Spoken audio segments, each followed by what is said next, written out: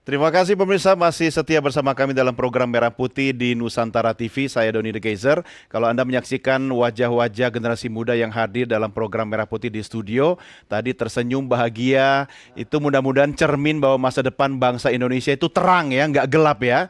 Karena di studio juga sedang terang benderang ya, Prof ya. Tapi kita banyak menaruh harapan tentang bagaimana masa depan bangsa Indonesia ada di tangan pemimpin-pemimpin yang berkualitas. Makanya kalau ada kegiatan-kegiatan yang dilakukan oleh pemerintah untuk mendukung hal itu, harus kita dukung. Tapi saya juga mau ucapkan terima kasih buat pemirsa yang selama ini menyaksikan program Merah Putih, baik langsung melalui Nusantara TV, atau Anda yang menyaksikan melalui tayangan live streaming di channel YouTube Nusantara TV Official. Silakan kalau ada kritik, saran, komen juga boleh. Jangan lupa like, share, dan juga subscribe ya. Dan teman-teman yang ada di studio ini, teman-teman mahasiswa ya, dari beragam latar belakang universitas dan juga ada profesional. Terima kasih. Saya punya tayangan pendapat atau Vox Pop yang nanti juga akan kita mintai pendapat dari narasumber kita. Kita lihat dulu yang pertama berikut ini. Lebih banyak kita bisa berdialektika, kemudian bisa menyampaikan lebih banyak gagasan, aspirasi dari bawah, begitu ya.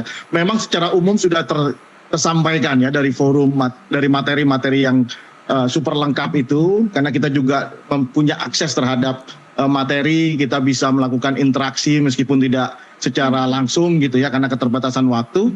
Tapi saya berharap besok ada arahan yang lebih spesifik ya, khusus kepada kita ya, untuk menyukseskan program Astacita.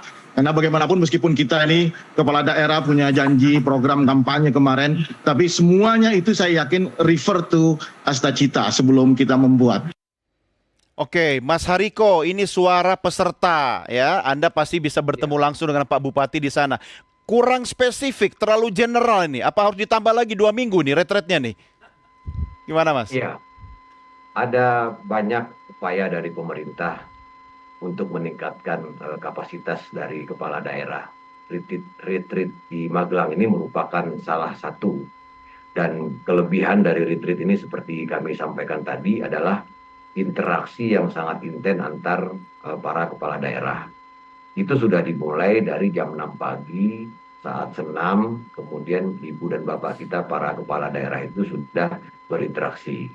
Jadi ada setidaknya ya 4 pesan dari Presiden kita, Bapak Prabowo Subianto, yang terkait dengan retreat kepala daerah di Magelang ini. Maksud kami yang sesuai dan terlihat di retreat ini. Pertama, Presiden kita selalu mengatakan bahwa syarat utama kerukunan sebuah bangsa itu adalah persatuan dari para pemimpinnya. Jadi seluruh pemimpin itu harus kompak dan rukun.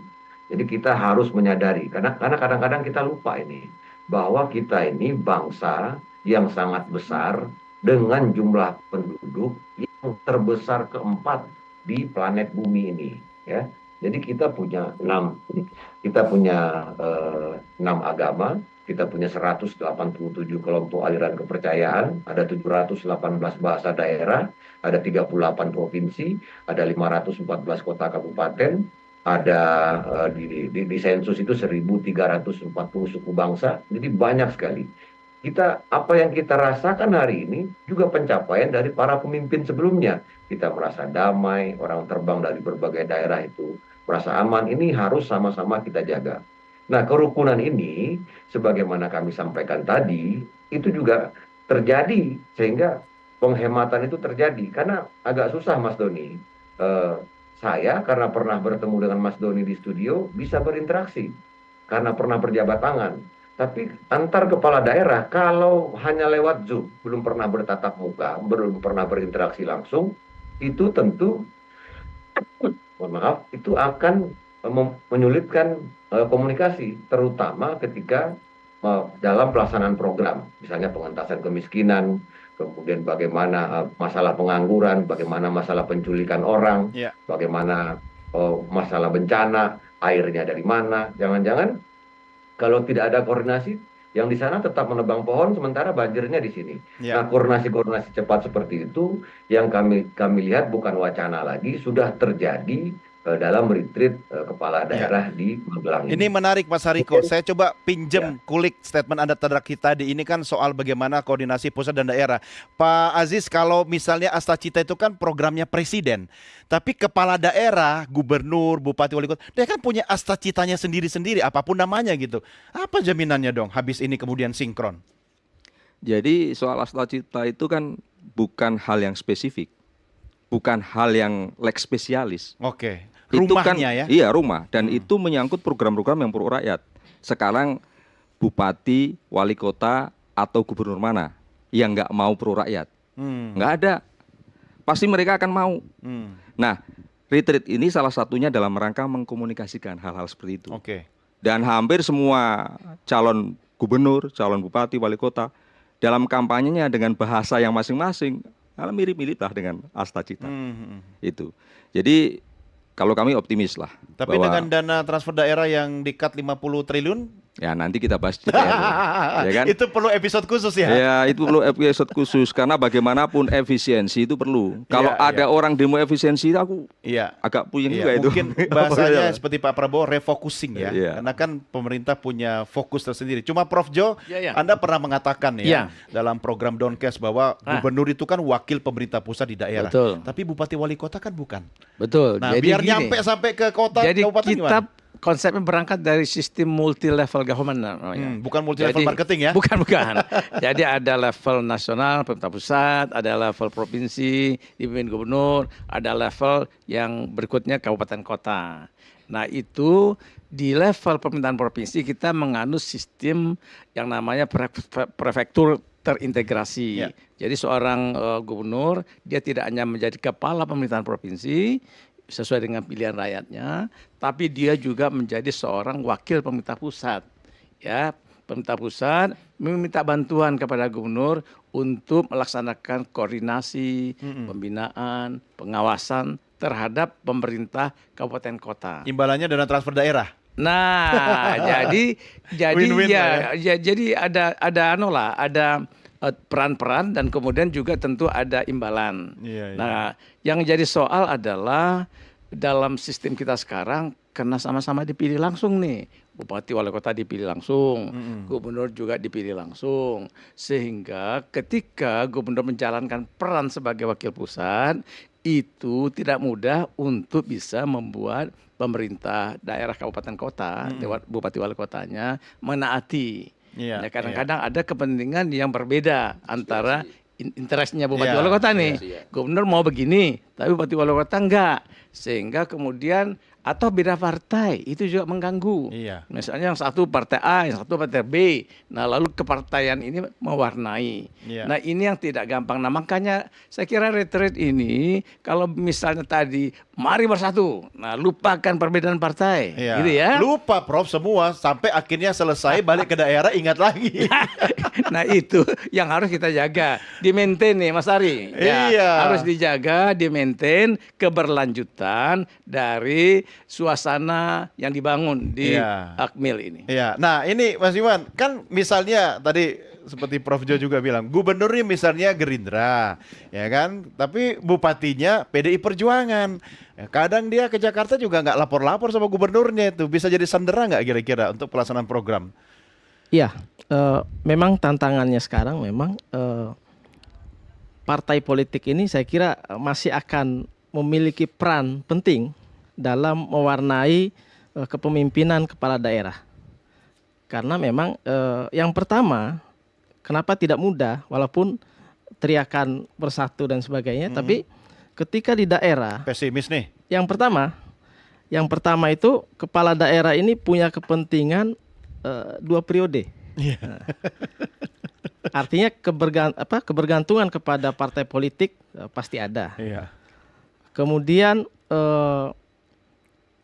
kepala daerah di daerah juga punya kepentingan masing-masing juga. Nah ini perlu diperhatikan. Namun kalau kita melihat sekarang secara nasional ya, koalisi sekarang kan masih bagus. Walaupun kemarin Pak Kan Prabowo akan jadi itu koalisi permanen iya, katanya. ya, kalau istilah saya belum tentu bisa permanen. Nggak ada yang permanen ya Belum dalam tentu bisa politik ya. permanen. Kalau dalam politik itu yang permanen cuma kepentingan. Iya, iya. Jadi saya kira ini kan masih terlalu dini.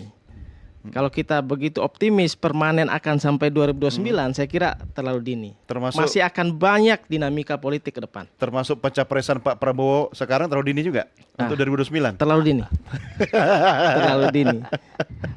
Namun saya kira tidak salah karena itu kan kalau kita lihat di HUT Gerindra kemarin itu kan berasal dari aspirasi para Iya, kader di bawah. Betul dong. Kalau soal pencapresan Pak Prabowo itu. Iya. Nah, Pak Prabowo juga sudah menegaskan kalau saya tidak berhasil menjalankan program yang pro rakyat, mensejahterakan rakyat, malu juga untuk Iya. maju. Dan Iya. itu perlu kita catat baik-baik. Iya, kita catat dan kita lihat aja dulu kan masih 5 tahun lagi kan Masih jauh, lama. masih Iya. jauh. Ya kalau Pak Prabowo berhasil kan sebenarnya yang berhasil kita juga semua gitu kan. Betul. Iya. Oke, saya masih punya tayangan atau mungkin komentar atau pertanyaan juga dari warga atau masyarakat. Kita lihat sama-sama yang berikut ini, pemirsa. Kalau misalnya emang buat pemerintah daerah ini bagus dan ada efeknya, itu mungkin berpengaruh dan butuh ya.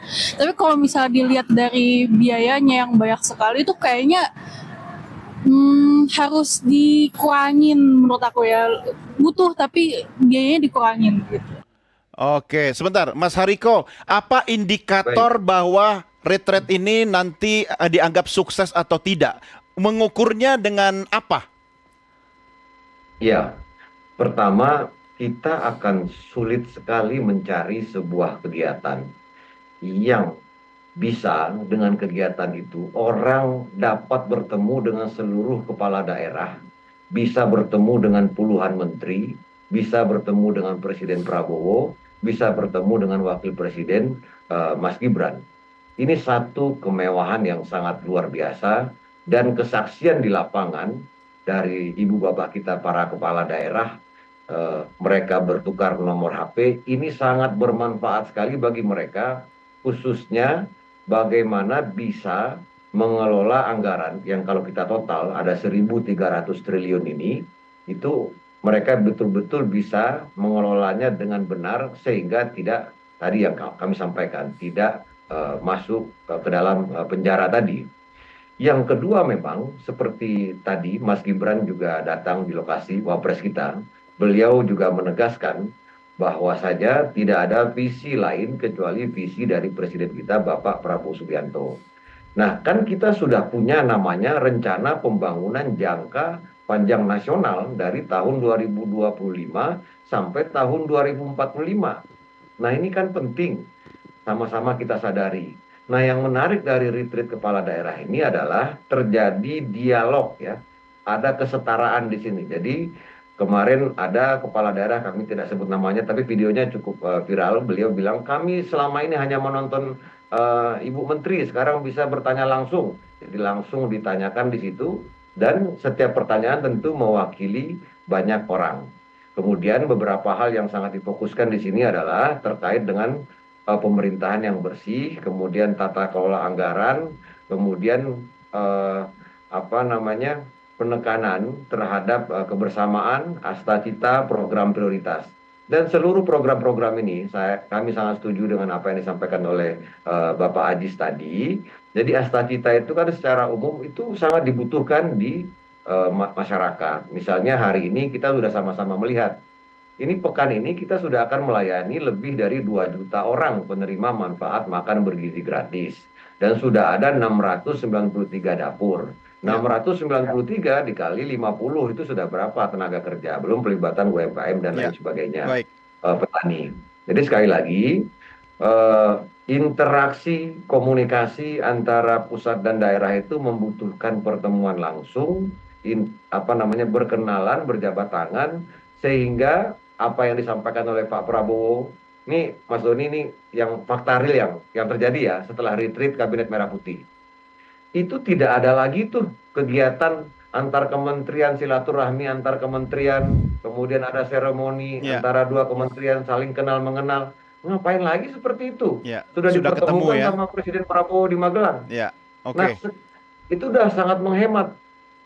Kami meyakini Jadi kita tidak boleh merasa kita, tentu siapapun lah, jangan merasa kita hebat, kita pintar, Iya, begitu dilantik langsung bekerja. iya, Nah ini kurang dari 24 jam sebelum dilantik langsung diberikan pembekalan. iya. Memang yang Mudah-mudahan penting tidak ada. ketemunya sekali dulu di Magelang, ya saling Baik. kenal. Habis itu mau saling telepon, nge-zoom gitu, ya itu urusan lain ya. Tapi memang menarik ya. Itu yang kami sampaikan tadi. Iya. Ya kan begini, ini seperti jadi dulu kalau studi banding itu bisa habis jutaan bahkan miliaran. Sekarang studi banding hanya modal sebungkus kopi. Ya kita melihat langsung beberapa orang kepala daerah dengan mudah ya mendatangi tenda kepala daerah lainnya dengan jalan kaki. Kemudian ibu bapak kita para kepala daerah itu saling belajar bagaimana memberikan pelayanan yang terbaik bagi masyarakat. Jadi studi bandingnya jalan kaki saja sekarang. Ya, Terima kasih. baik. Ya, baik Mas Hariko. Saya juga ngerasain kok sebagai orang daerah, kita kalau ketemu menteri, gubernur atau presiden di pusat itu beda rasanya ya. Padahal tiap hari lihat presiden fotonya di ruang kerja gitu kan. Oke, pemirsa, kita lanjutkan diskusi kita di segmen berikutnya. Tetap bersama kami dalam Merah Putih.